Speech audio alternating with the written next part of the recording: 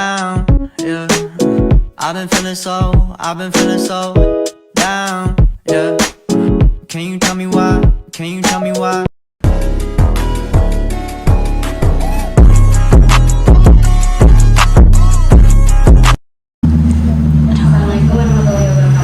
Waalaikumsalam warahmatullahi wabarakatuh. Terima kasih bersyukur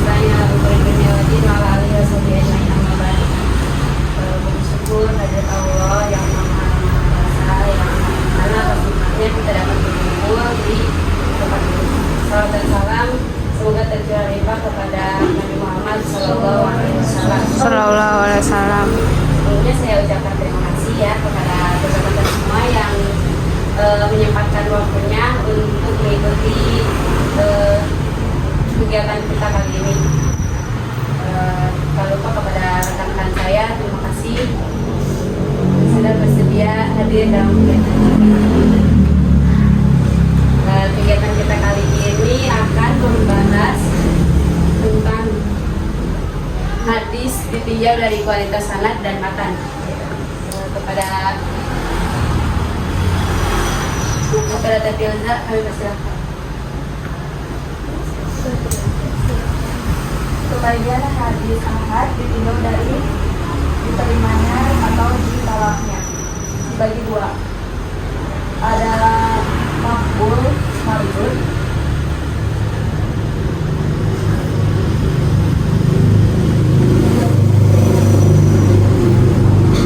Dibagi dua, yang pertama ada makbul dan mardud.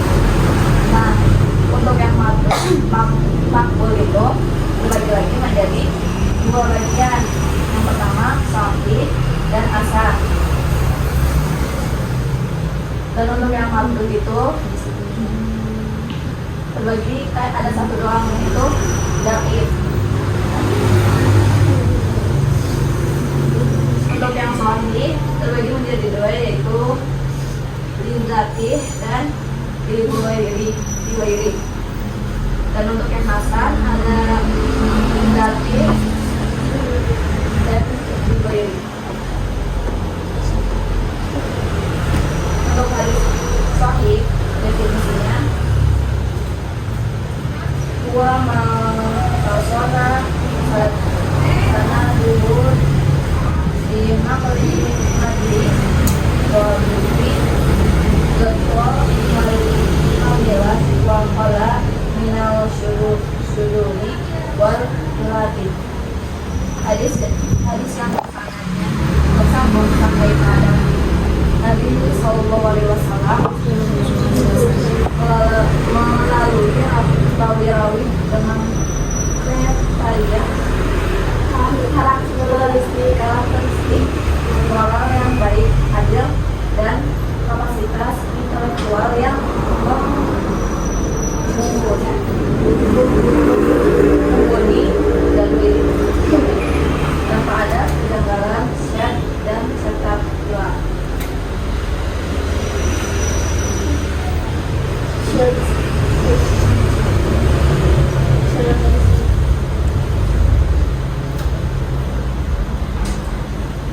Ini ada syarat-syaratnya ya. Syarat hadis sahih itu ada 5. Yang pertama, syaratnya itu muttasil, bersambung dari perawi terakhir yang memberikan hadis sampai kepada Nabi SAW sebagai sumber hadis. Yang keduanya itu perawinya adil, yaitu seorang muslim, dewasa, balik, terus berakal, terus tidak fasik dan selalu menjaga kehormatan dirinya. Yang ketiga itu perawinya logik, yaitu perawi adalah orang yang kuat ingatannya, tidak lupa, tidak lugu, dan tidak sering melakukan kekeliruan.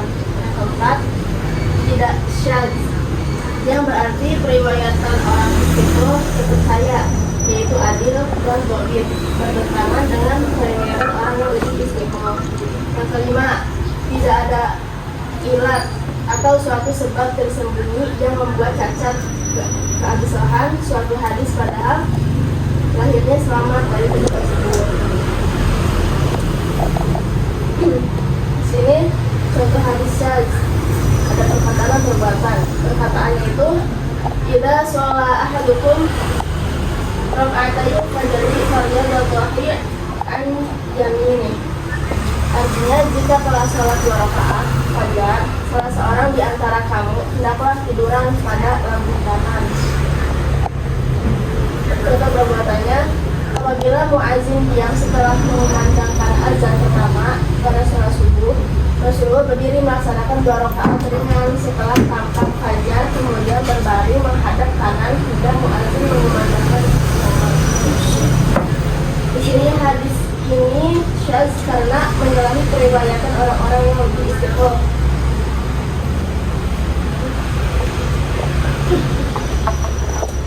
Tuh ini Aisyah, urutannya ya, Aisyah, Umar bin Zabir, iya sebalik-balik itu Abu Khari, terus Abu Yaman, Syuaib, Zubri, terus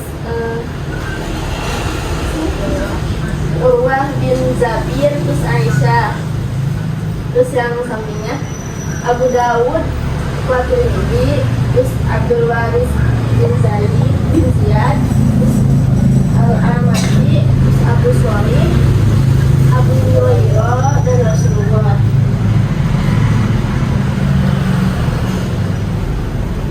Contoh hadis mu'allal, yaitu jika seekor tikus jatuh ke dalam minyak samin tersedia, apabila minyak saminnya padam, buanglah tikus itu dan minyak samin di sekitarnya. Dan apabila minyak saminnya cair, maka janganlah kamu mendekatinya. Ini sapinya. Rasulullah ditanya tentang tikus yang jatuh ke dalam minyak samin. Beliau bersabda, buanglah tikus itu dan minyak samin di sekitarnya, lalu makanlah minyak saminnya. Ini hadis ini terdapat ilat di sana dan matanya, yaitu dari Abu Khari, Az-Zuhri, Abdullah, Ibnu Abbas, Maimunah, dan Rasulullah. Satu lagi Muhammad, Az-Zuhri, Sa'id bin Musayyib, Abu Hurairah, dan Rasulullah. Selanjutnya oleh kami Selanjutnya ada pembagian hadis. Pembagian hadis terbagi menjadi 2, yaitu ada hadis sahih bil dzati dan ada juga hadis sahih bil ghairi. Apa sih hadis sahih bil dzati? Hadis sahih bil dzati adalah hadis yang memenuhi 5 syarat hadis sahih. Sedangkan hadis sahih bil ghairi ialah hadis yang mana sifat dhabit perawinya kurang sempurna, namun ada periwayatan dari jalur lain yang sama atau lebih kuat sehingga derajatnya naik dari hasan li dzati menjadi sahih li ghairi. Terus ada contoh sahih li dzati. Innamal a'malu binniyat wa innamal likulli imri'in ma nawa. Terus ada dari Bukhari, Habib Abdullah bin Zabir, ada Sufyan, Yahya bin Sa'id al-Ansori, Muhammad bin Al-Ansori, Al-Qamah bin Waqqas, Umar bin Khattab, sampai ke Rasulullah SAW. Selanjutnya ada contoh Sahih Ghairi. Ini udah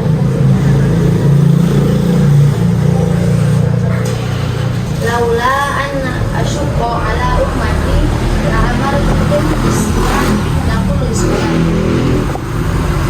Artinya, seandainya aku tidak khawatir memberatkan atas umatku untuk aku perintah mereka bersiwak setiap sholat. Contoh sahih zalinya itu dari Muslim, Sufyan bin Aina, terus Bukhari ke Malik. Terus atasnya itu ada Abu Zanan, terus atasnya lagi ada Al-Uqraj. Terus contoh Abu Hurairah sampai ke Rasulullah. Terus yang Hasan hadis Hasan naik tingkat menjadi sahih ghairi, yaitu dari Tirmizi ke Abu Hurairah, terus ke Abdah bin Sulaim.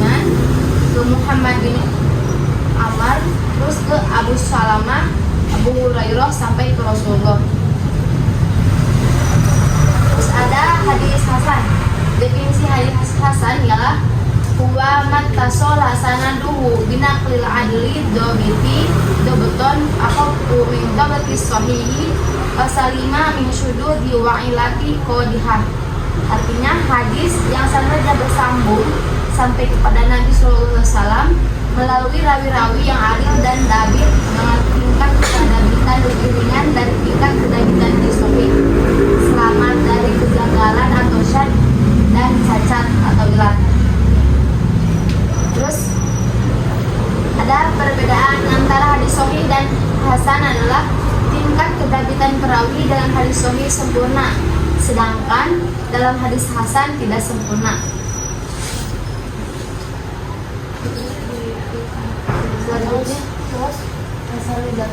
Selanjutnya bagian hadis hasan. Jadi ada dua, yaitu yang hasan li zahir dan hasan li ghairi. Hasan li ghairi adalah hadis sahih yang juga diriwayatkan melalui sanad lain yang sama atau lebih kuat. Hasan li zahir, hadis yang memenuhi 5 syarat berikut. Yang pertama, sanadnya bersambung. Kedua, perawinya adil. Ketiga, perawinya dobit ringan. Keempat, tidak syaz. Dan kelima, tidak berilat. Contoh hadis izati ma akhrajahu Tirmidzi qala sana bindar sana Yahya ibn Sa'id al-Qattan sana Bahza ibn Hakim qala haddatsani abi an jiddi qala qultu ya Rasulullah man abahu qala ummuka qultu thumma man qala ummuka qultu thumma man ummuka qultu thumma man qala thumma abaka al aqraba fal aqrab. Nah, ini urutan perawinya dari At-Tirmidzi, kemudian Bindar itu orangnya fiqh, dipercaya. Kemudian Yahya bin Sa'id al-Qattan, dia ini sama orangnya fiqh. Kemudian Bahza ibnu Hakim, kemudian ada Hakim, Muawiyah, dan sampai pada Rasulullah SAW. Untuk contoh hasan riwayatnya, al-mu'minu yamutu bi'irqil jabin. Kematian orang mukmin itu ditandai dengan keringat di dahi.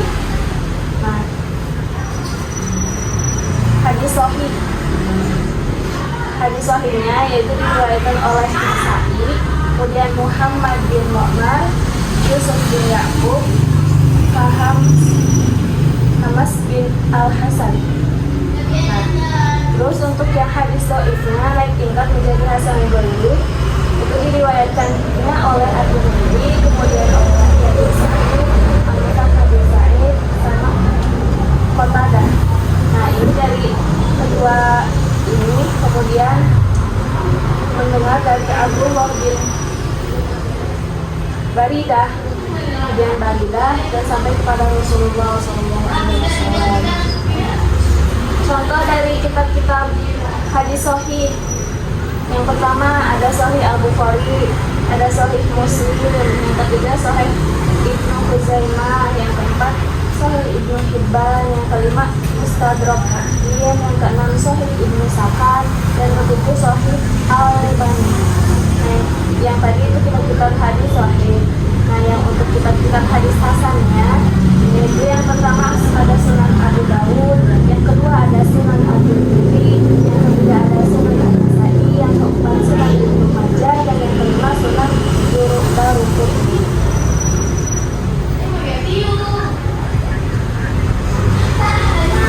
Hadis dhaif definisinya yaitu ad-dhaifu huwa ma yajma' sifatul qabuli al-mushawwaqati bis-sahihi wal hasan. Jadi hadis yang tidak mengumpulkan sifat-sifat hadis maqbul yang menjadi syarat dalam hadis sahih dan hadis hasan.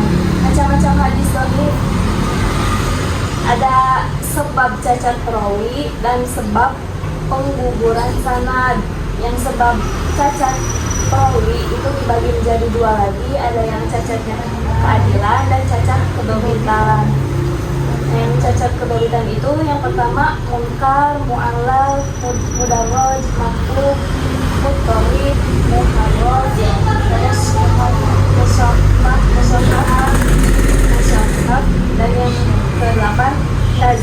Nah, untuk yang cacat keadilan, yang pertama maudu, matruk, dan majbur. Nah, yang karena sebab pengguguran sana, yang pertama mursal, munqati, mu'dal, mu'allal, dan mudarraj. Contoh hadis dhaif, mudraj.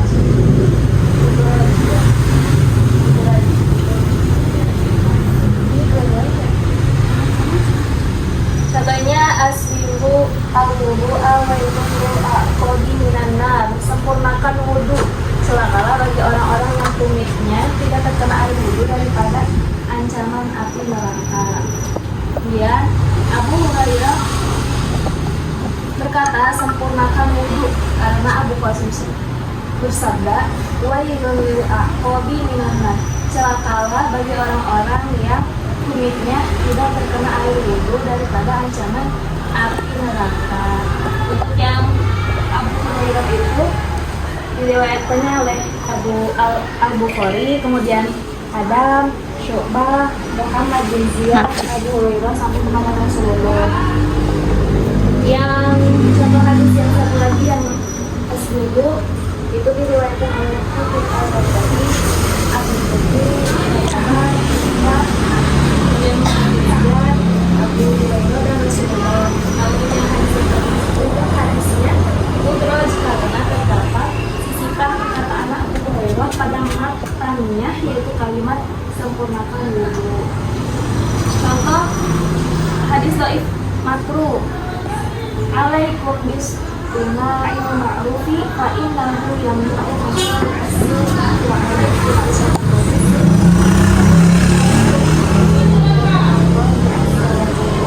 wajib atas kamu berbuat yang ma'ruf, sesungguhnya ia mencegah kejahatan, dan wajib atas kamu sedekah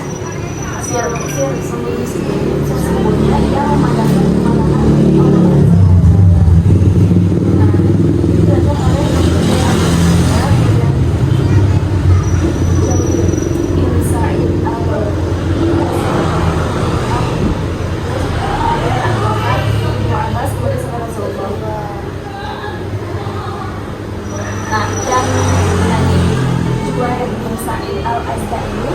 Oleh para ulama itu perawi ini dijuluki matruk al-hadis, ditinggalkan hadisnya dan laisa bisyai'in, tidak ada apa-apa.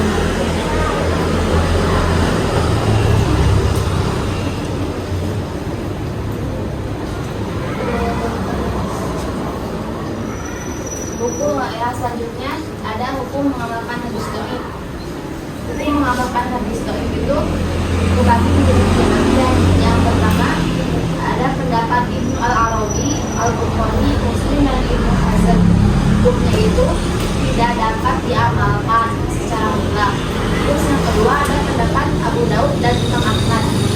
Hadis dhaif itu hukumnya dapat diamalkan secara mutlak.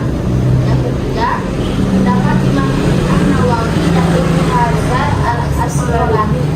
Hadis dhaif dapat diamalkan dengan syarat pertama, dalam perkara tertentu seperti pada amal, koridor, tarjid atau janji, dan tanjid atau ancaman, kisah-kisah yang tidak berkaitan dengan masalah akidah dan hukum. Yang kedua, dhaifnya tidak terlalu parah seperti hadis matruk dan maudhu. Yang ketiga, terdapat kesesuaian antara hadis dhaif dengan ayat Al-Quran atau hadis yang diamalkan.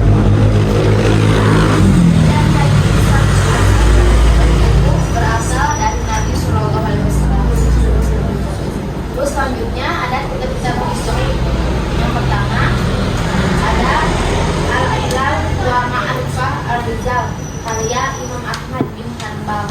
Yang kedua ada Taqrib Al-Manhaj bi Taratib Al-Mudarraj karya dari Hajar Al-Asqalani.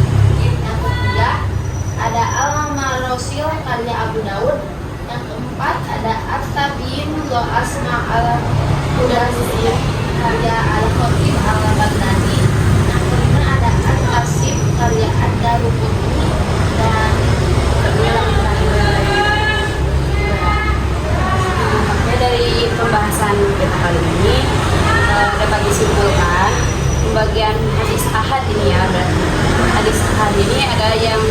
diterima yaitu makbul, dan ada yang tidak dapat diterima yaitu mardud. Kalau yang dapat diterima itu ada hadis sahih sama hadis hasan.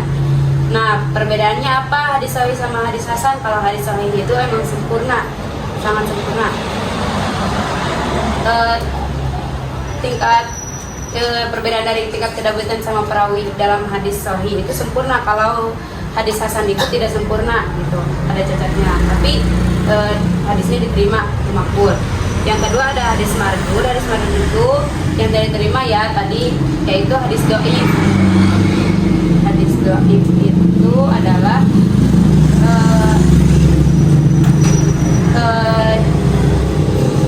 tidak menghimpun sifat-sifat hadis makbul gitu. Kenapa tidak diterima? Karena tidak menghimpun sifat-sifat hadis makbul gitu. Karena tidak ada syarat hadis sahih dan tidak ada syarat dari hasil hadis hasan ya dalam hadis dhaif. Gimana mengamalkan hadis dhaif? Apakah boleh? Apa tidak? Ada 3 pendapat. Yang pertama pendapat dari Ibnu Al-Arabi, Al-Bukhari, Muslim dan Ibnu Hazm itu tidak dapat diamalkan ya hadis dhaif. Lalu menurut Abu Daud dan Imam Ahmad, hadis dhaif itu dapat diamalkan secara mutlak. Nah, yang ketiga ada lagi dari Imam An-Nawawi dan Ibnu Hajar Al-Asqalani, hadis dhaif itu dapat diamalkan, tapi ada syaratnya gitu. Kembali lagi tadi kata Ibnu Al-Arabi, Al-Bukhari dan Muslim itu hadis dhaif tidak dapat diamalkan. Kalau menurut Abu Daud dan Imam Ahmad itu dapat diamalkan secara mutlak. Yang ketiga dari Imam An-Nawawi dan Ibnu Hajar Al-Asqalani itu dapat diamalkan namun ada syaratnya.